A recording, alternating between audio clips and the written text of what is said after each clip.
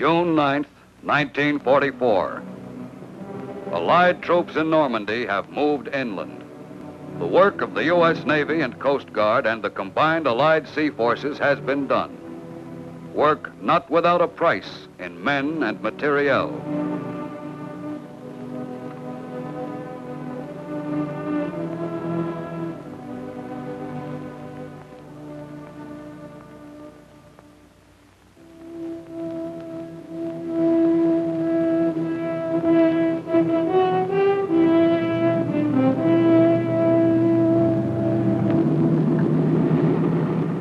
It all began many months earlier. In Chesapeake Bay and other sections of the American coast, untested sailors and soldiers learned the task of getting from ship to shore. But that time, the shore was a friendly one.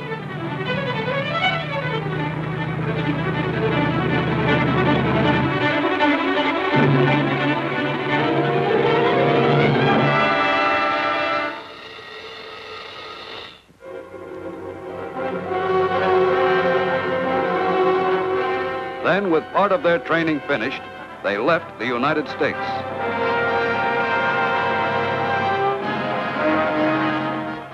Late in the winter and all through the spring, the great convoys moved eastward across the Atlantic.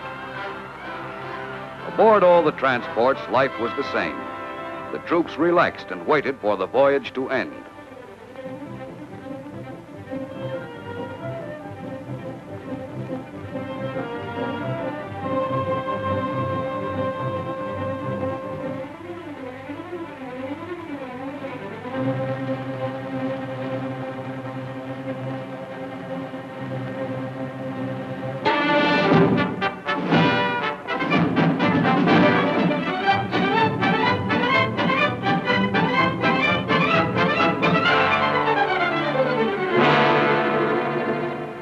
All along the coasts of Great Britain that spring, the training went on. Navy and Coast Guard landing barges practiced landing operations day and night.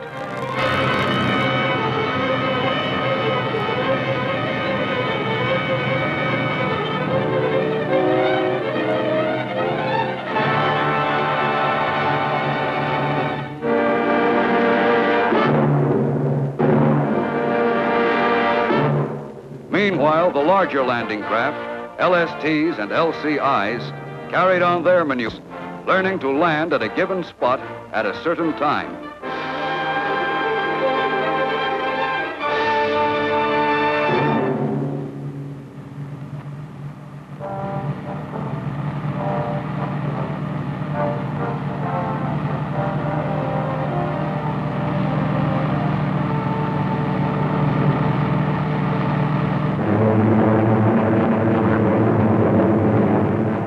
Through all the days of preparation, Allied planes, thousands of them, continued to soften enemy defenses and communications in daily raids.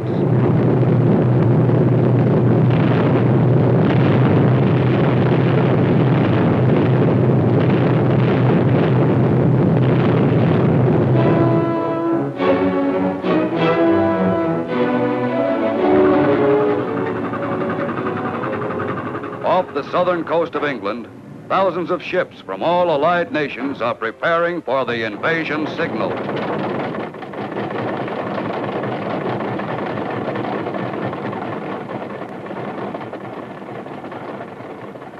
Navy and Coast Guard crews make last-minute preparations.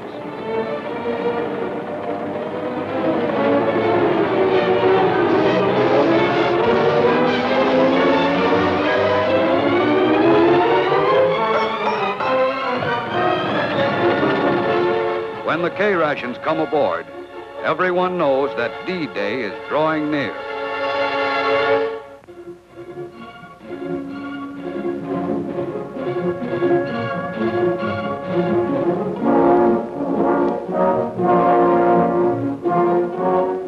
Somewhere in southern England, troops embark on LCVPs to be ferried to the waiting transports offshore.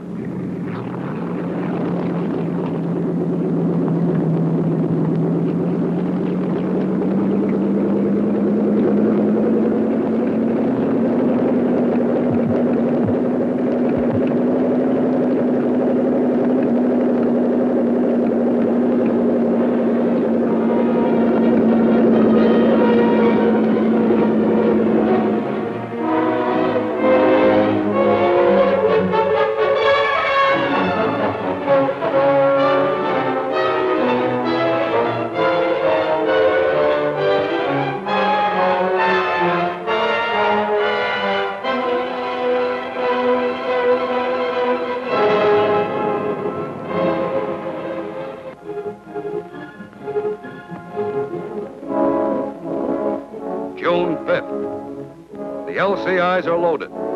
The next time these men step ashore will be on an enemy beach. There's only a little time left to relax.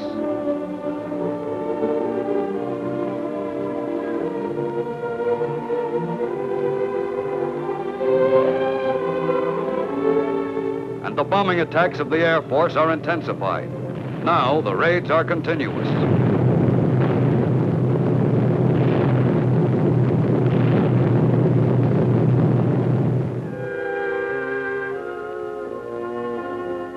At ports of embarkation, the troops prepare themselves for their greatest battle.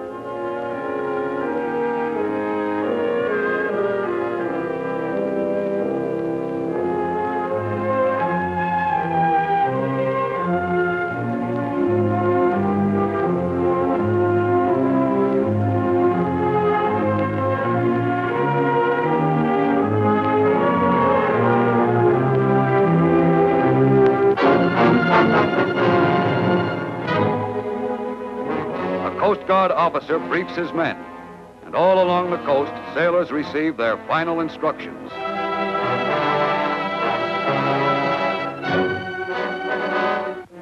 At last, the ships leave the coastal waters and move out into the channel. The slow LSTs loaded with heavy equipment, the transports loaded with men.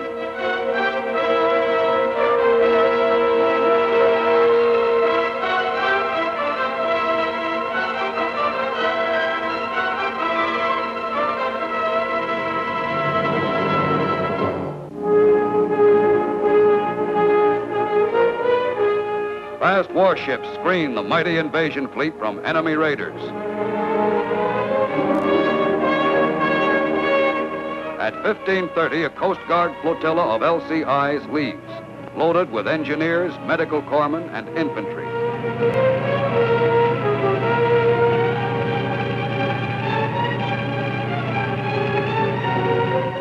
D-Day approaches, and the ships are in their assigned positions.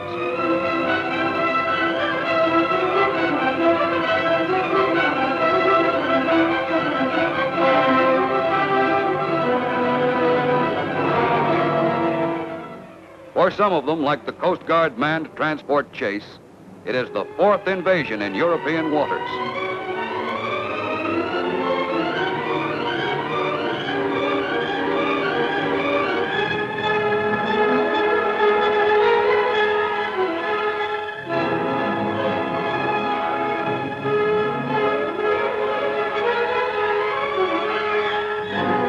The only planes overhead are friendly.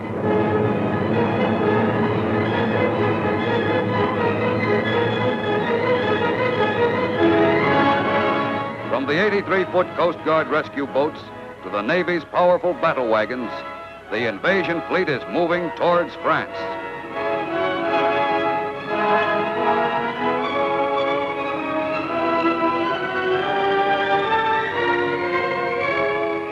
And below decks, officers study the maps that mark the invasion beachheads on the coast of Normandy.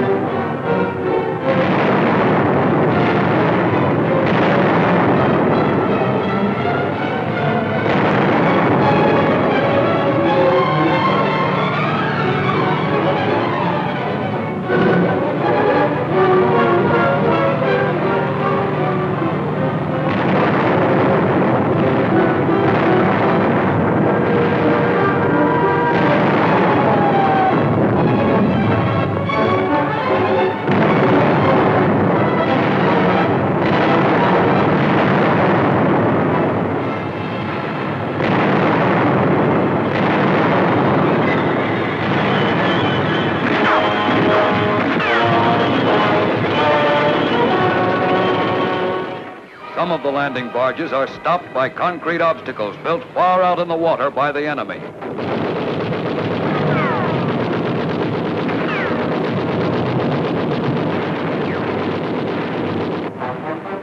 Offshore, the larger landing craft approach the beachhead slowly.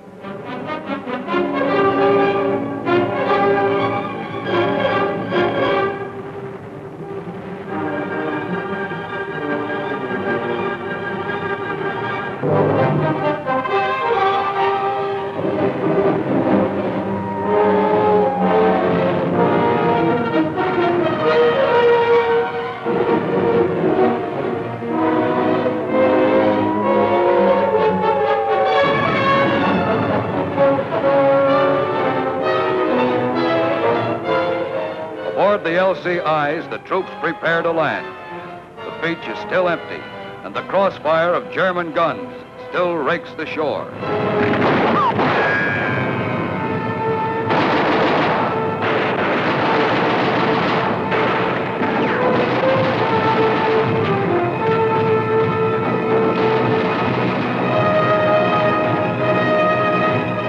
Out of enemy firing range, the LSTs wait to move in until the beaches are cleared.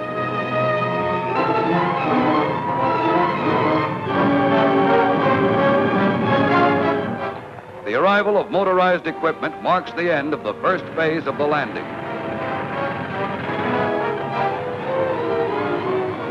The LCIs, their first loads of men now on the beaches, go out to the transports to ferry more troops inshore.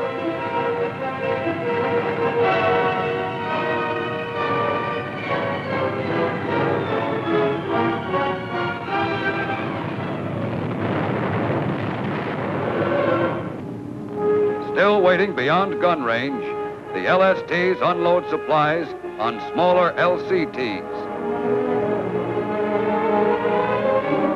Heavier equipment is transferred to giant rhino ferries, flat-bottomed barges that will land it ashore. And reinforcements arrive, thousands of men.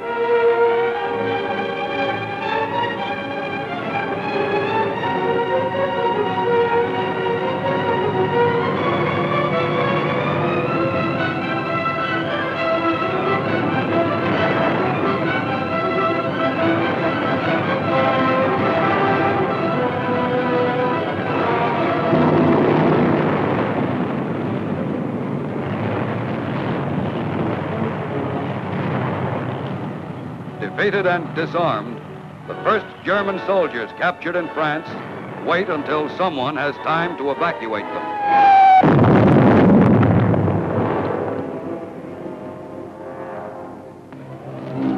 Out in the Channel, the rescue boats of the Coast Guard are looking for survivors and aiding damaged vessels.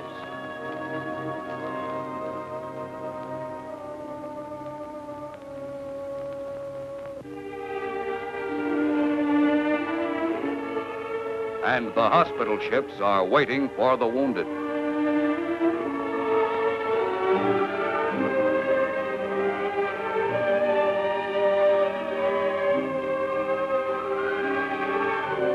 From a damaged Coast Guard LCI, a wounded man is transferred to another ship. The life-saving blood plasma goes with him.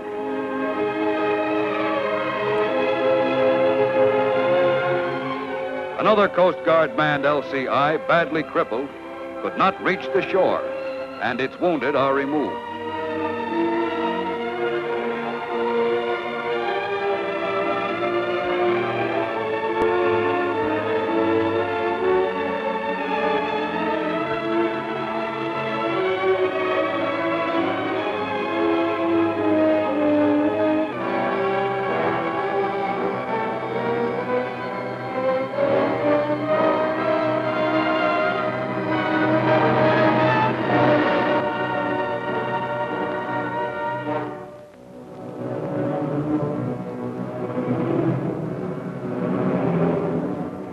The beach is firmly in Allied hands now, and the vast extent of the operation is visible. Silent evidence of the fierce battle is apparent everywhere.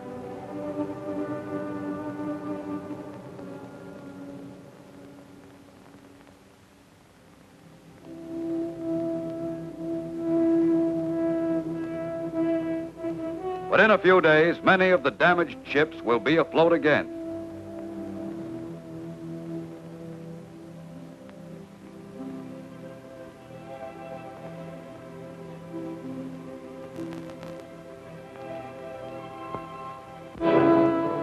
Now, more and more troops move inland to push the enemy back.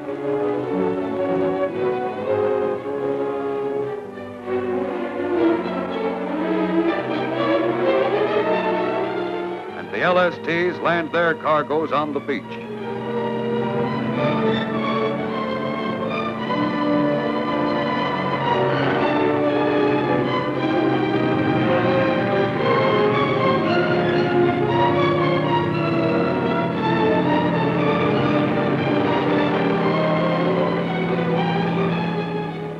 Barges built especially for the Normandy operations are left on the shore to be unloaded.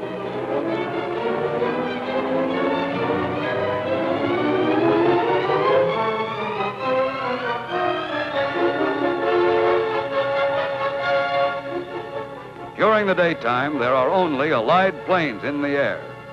But at night, German bombers harass the beachhead and drop mines offshore.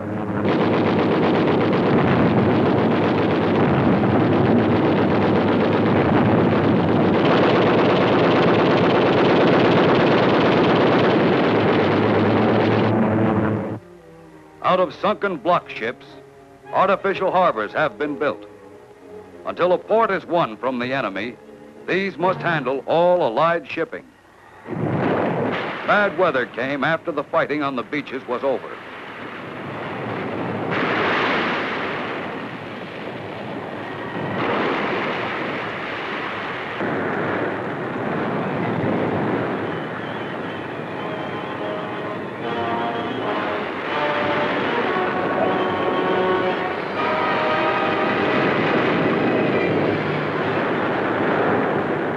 The heavy storm left a trail of damaged ships.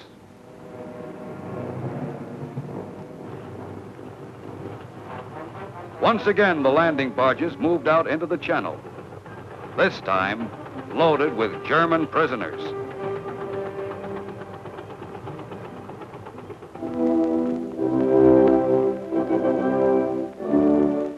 In England, prisoners board a Coast Guard transport. And ships which have carried thousands of American soldiers overseas now return westward with a different cargo, with men who were beaten and captured in Normandy.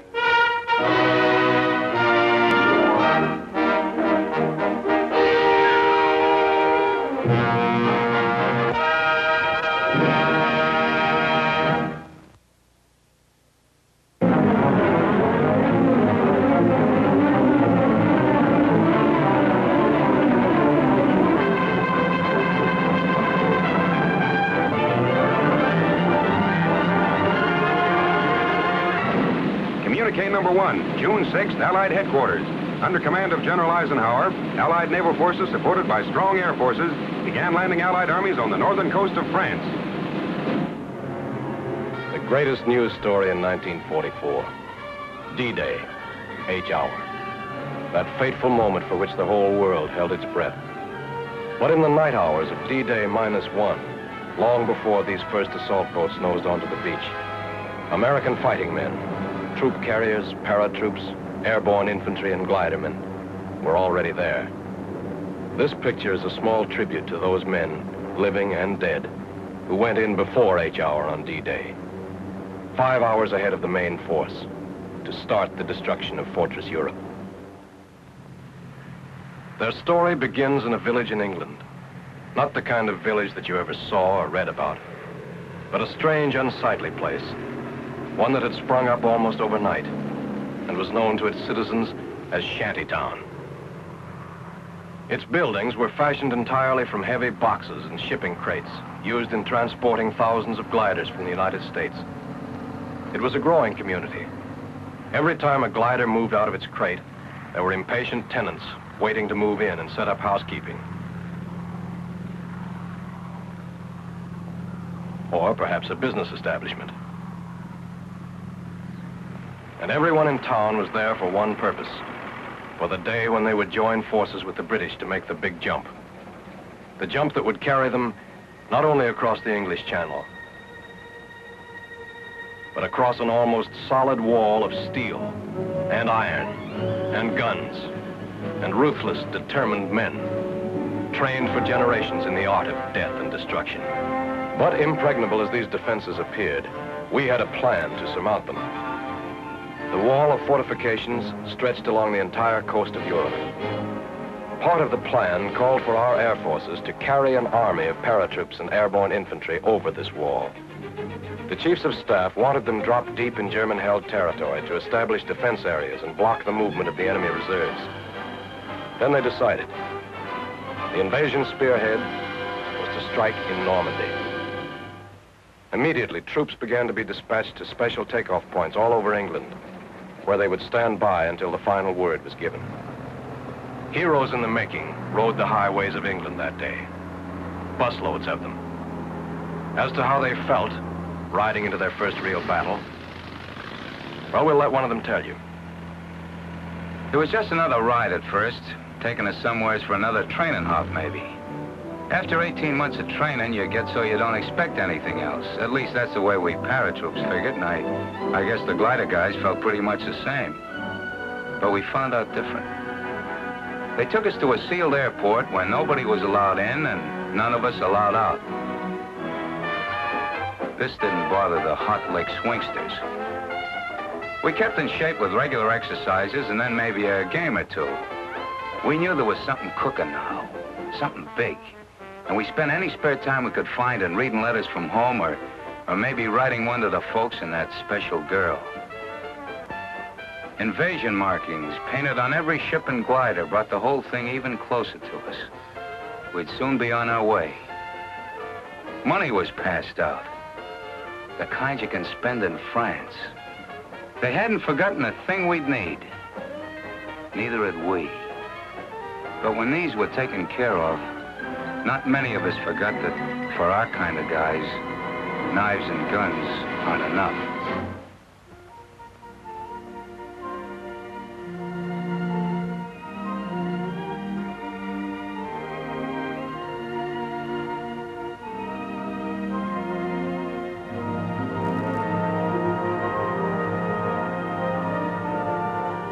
Now we were really ready. General Ike nearly tore his pants stepping over the barbed wire, but he didn't care. He wanted to talk to us. Ike had a lot of questions to ask. What's your name, soldier, he says. Where's your hometown? Who's the toughest man in the outfit? We told him we'd give him the answer to that last one when we got back. He inspected a few of the boys who really have to be tough, the Pathfinders. They go in ahead of all of us and plant signal markers so we can find a way. They live on a steady diet of danger. When Ike got through with us, we were all keyed up, raring to go. And then it was time. Most of these men had never seen real combat, but remember them. Look at their faces. They've seen plenty of action since. They're the boys of the 82nd and 101st Airborne Divisions. The men who faced von Rundstedt in Belgium, stopped them cold at Bastogne and Stavelot.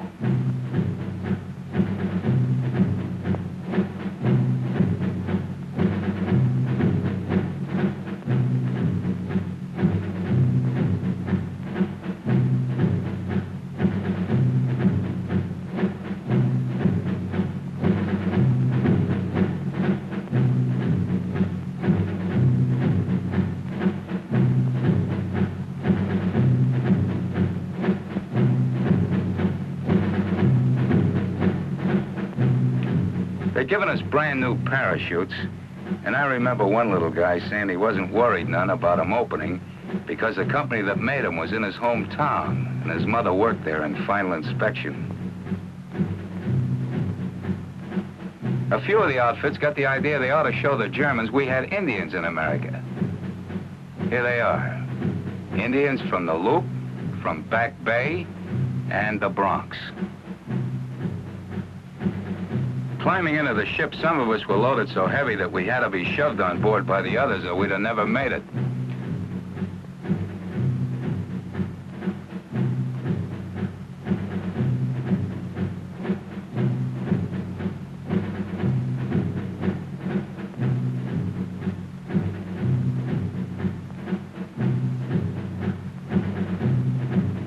unloading went on into the night.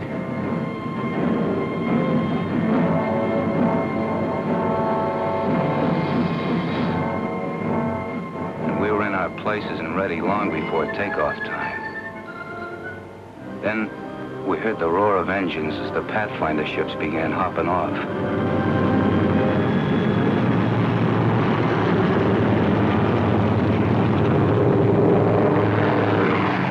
We knew we'd be following soon after. That takeoff was something I'll never forget. Sure, we'd all made a lot of training hops, but this was different. Like the first time you ride a bicycle, only with a whole lot farther to fall if anything goes wrong. Nothing did, though. Not with those troop carrier guys at the controls. Talk about making trains run on time. You could have really set your watch by the split-second way those guys took us off. They took those ships off the ground like it was just another practice run. For them, I guess it was. After all, they were going to have to fly it again and again, all night and the next day, only under fire. And that's no fun when you figure that these C-47s haven't any armor, no guns, and have to fly low over the drop-in zones, straight as on a bombing run. After we hit the channel and started across, every light went out.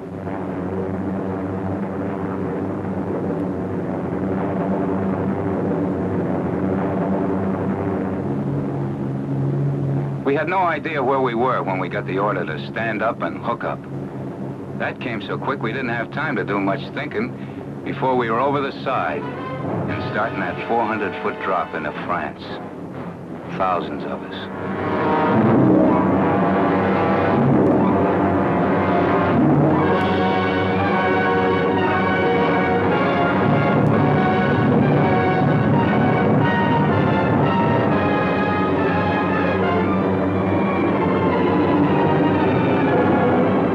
Not far behind came the first bunch of gliders. It seemed forever before they hit the ground. They were like clay pigeons for the German snipers. The glider pilots really had their hands full bringing those babies down in the dark that way. There were darn few signal lights to help them find their way. The Germans had caught a good many of our Pathfinders and kept them pinned to the ground with crossfire almost from the minute they'd set down. They had to do their work lying flat on the ground. But those gliders got down, and the troops and guns inside them got into the fight. The pilots fighting right along with them. I guess we did plenty of damage that night. Yes, they did plenty of damage. Blocking road junctions, knocking out bridges, capturing fields for airstrips, and all the while, out in the channel behind them, Navy guns kept slamming away at the beaches, softening things up for the big push that would begin at dawn, clearing the way for the biggest invasion in history, the greatest movement of men and supplies.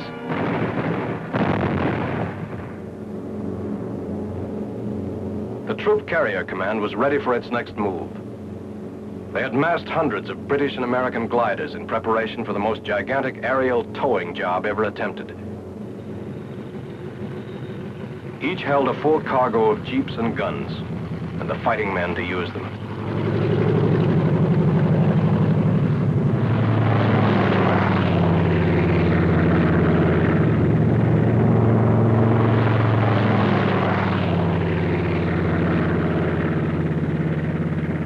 The lives and success of those who were already in France depended on the flight of this vast armada. They were greatly outnumbered and desperately needed these reinforcements. How they got them, a story of two-way air traffic and an unbroken chain of planes and gliders stretching from England to France and back again, is best told by a man who was a part of it all. Maybe we glider pilots didn't show it, but we were as excited over flying across that English Channel as Blériot must have been when he flew it for the first time, years before most of us were born. He didn't have much of an airplane under him, but then there weren't any German guns waiting for him on the other side. We did a bit of wondering about those guns as we started out over the Channel, and the lighthouses of England began slipping away beneath us. And what about the German Luftwaffe? This was its big chance. Our air forces had established air supremacy, sure. We had a regular umbrella of fighters over us. But if there was ever a time the German flyers would try anything to break through, this was that time. But we never saw a German plane. Approaching the French coast, the ack-ack and gunfire seemed harmless and far away. For those who were right in it, it was different.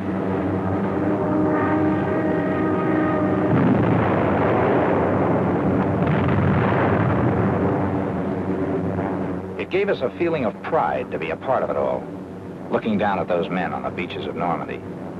We felt a little guilty, too, sitting up over them, not even getting our feet wet.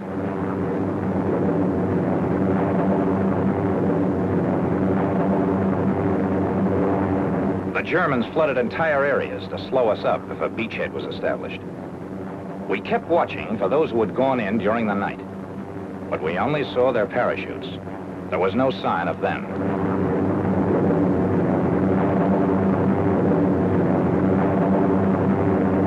The first glider. We'd find out pretty soon what had happened.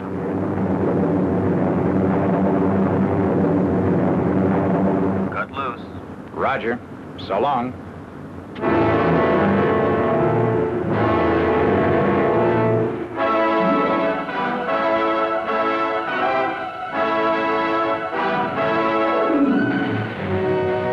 We stretched our glides as much as possible.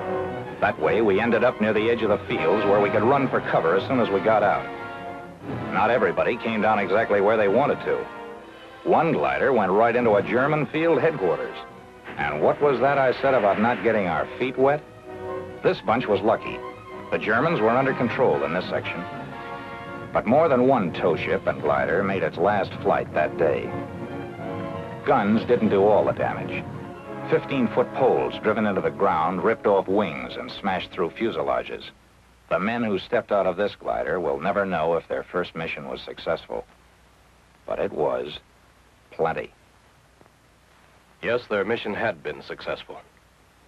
But this down payment on freedom ran very high.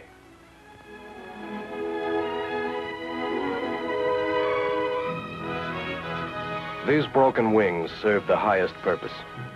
They carried an army into Normandy.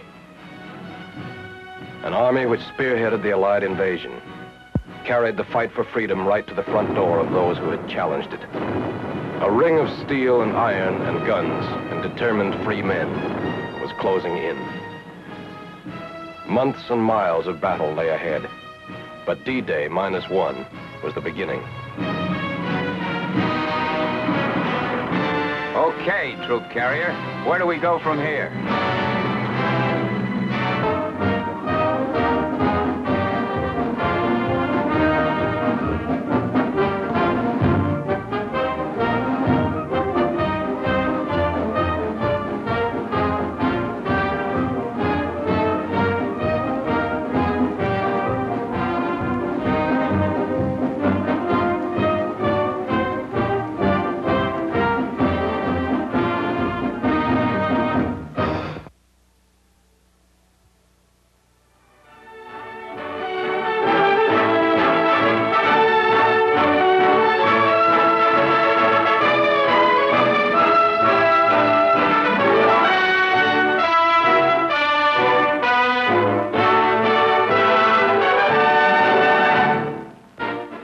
At Quebec, Canada in 1943, Roosevelt and Churchill, acting on the advice of their military staffs, made the momentous decision to invade Europe.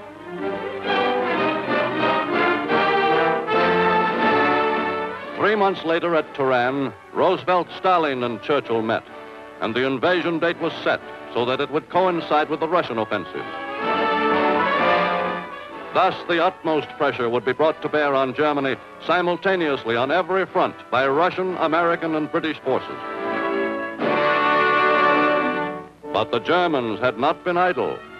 They had constructed with slave labor a complex and massive series of fortifications along the coasts of Europe.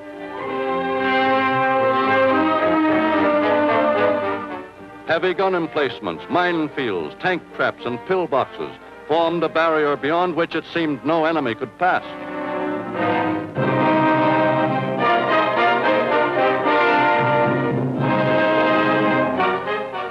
into the planning and building of these great fortifications went the best ability of the German General Staff, whose members repeatedly inspected the Atlantic Wall for possible weaknesses.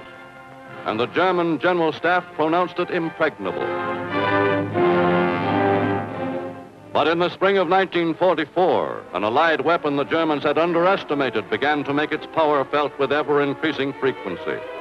Allied bombers intensified the systematic destruction of German production facilities. Royal Air Force and U.S. Army planes flew side by side in the great bombing raids. Bandits at 1 o'clock, Dick. I see them.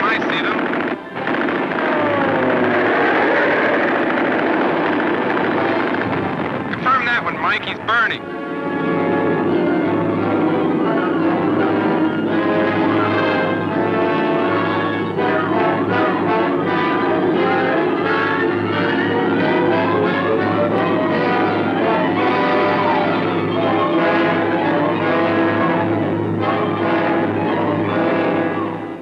Gradually, the Allies won control of the air over Europe. By May of 1944, the stockpiles of U.S. and British supplies in England had reached a point which guaranteed that the Allied armies would lack for no piece of essential equipment. England had become one vast warehouse for the coming invasion. Then, early in June of 1944, at headquarters in England, the High Command met. In command of all Allied ground forces was General Sir Bernard Montgomery. The time had come to start the most brilliantly conceived campaign in history. First, thousands of British and American fighters and bombers began a sustained attack on German installations along the invasion coast.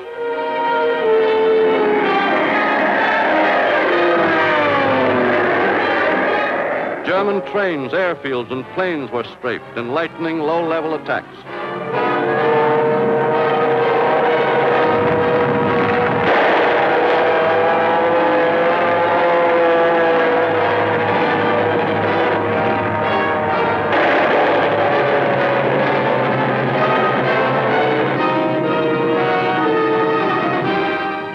Road junctions were dissolved into dust and flame.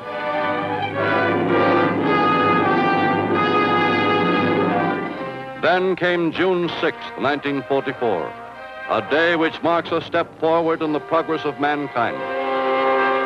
British and American warships tossed thousands of tons of high explosives on enemy beach defenses and strong points.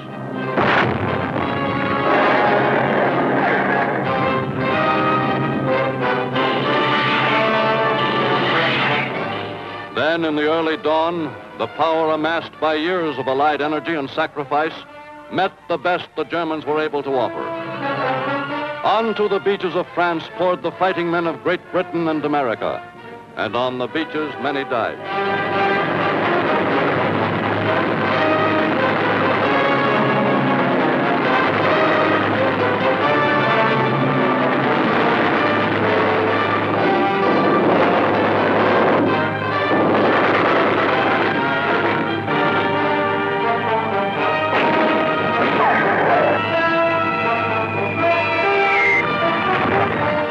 After 24 hours of desperate fighting, the first phase was over. The landings had been made and were being held. 19 days later, the Cotentin Peninsula had been all but overrun in a series of bitterly contested battles. Supplies and reinforcements, in a volume and at a speed which the Germans had not believed possible, were moving up across the beaches and through the improvised ports the Allies had created. And when the battle for the port of Cherbourg was joined, there was no lack of materiel to hamper the Allied assault troops.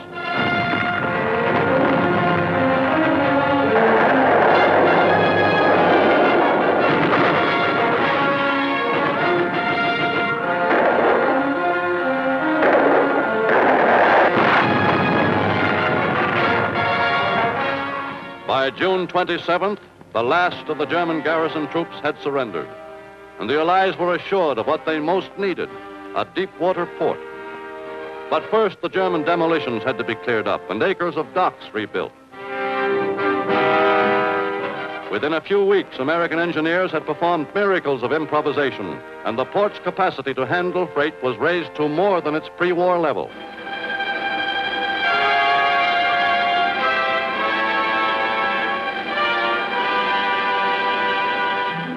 Then, when an enormous supply of men and equipment had been built up on the peninsula, the breakthrough began. Generals Eisenhower and Bradley had been planning an all-out assault. General Patton, specialist in mechanized warfare, had his armored divisions ready. On July 25th, a 2,000-plane bombardment of the San Lo area was ordered.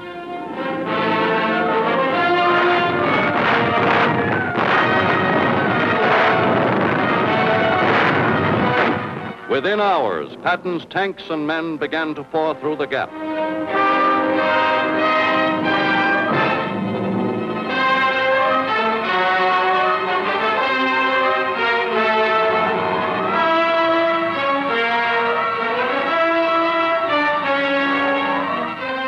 Then started a demonstration of mobility and power by men who had always understood the use of machines, whether for war or peace.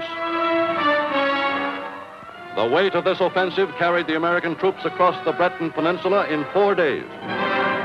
While the British and Canadians held the Germans' heaviest armor at Caen, the Americans swung north to form a trap full of Germans at Falaise. The Germans, hammered by a ring of massed artillery fire and by aerial bombardment, found themselves undergoing the confusion and terror which they had brought to so many of Europe's defeated nations.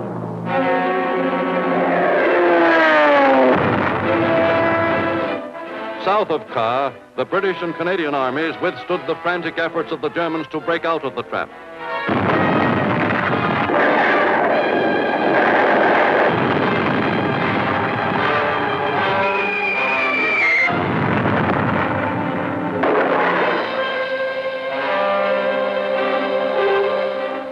By the 14th of August, the pocket had been reduced. German offensive strength in western France was broken beyond any chance of recovery.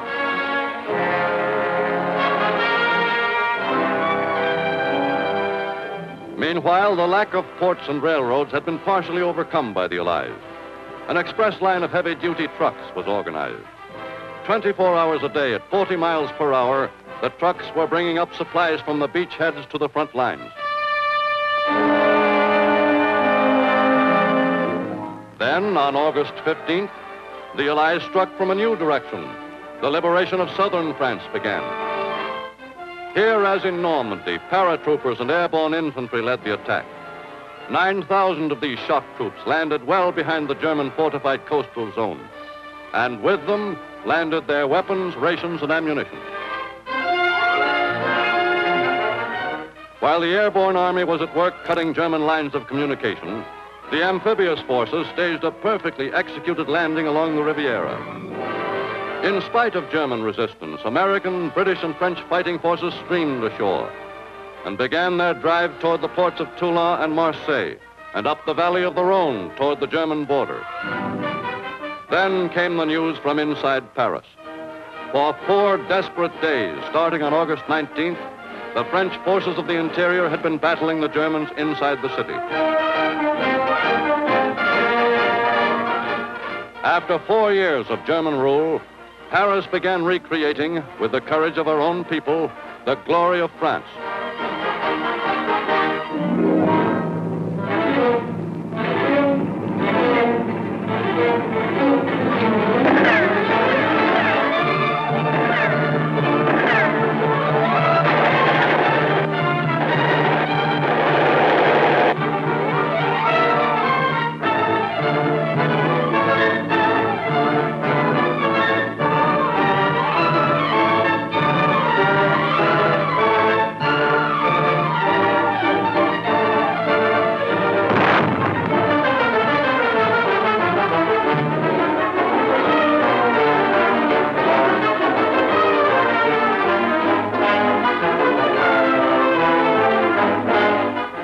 After merciless fighting, during which individual heroism was often pitted against German tanks, the FFI issued a call for help.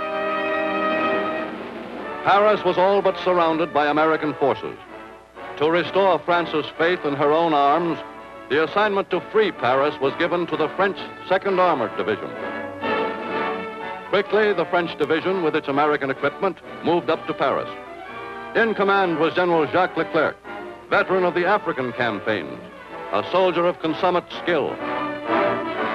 And in Paris, the French division, which was to bear the brunt of the fighting against Germans in the city, was welcomed with all the affection a grateful Paris could express.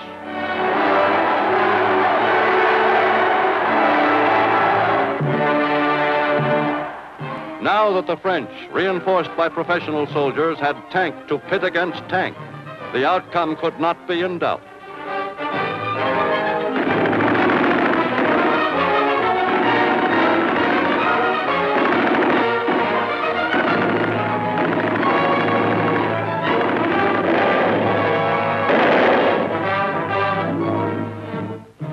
The Germans soon lost their love of battle in the face of certain defeat.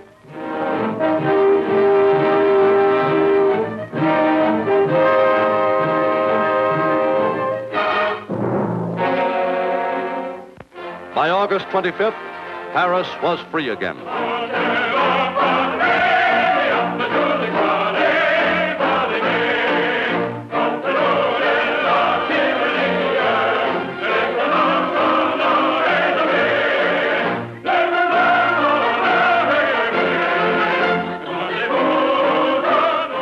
Into the city came France's leader, Charles de Gaulle, to establish the Fourth French Republic. In his person were centered the faith and hope of the French people that France would become once more a great and radiant power.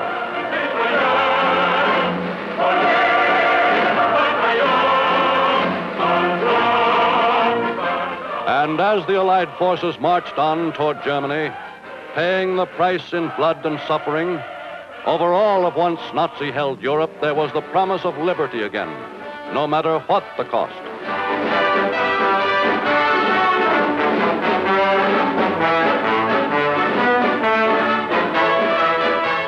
For that liberty which Paris now enjoys is a condition of life without which no democratic nation can exist. Without it, no man, woman, or child can know the peace, security, and happiness of civilized life.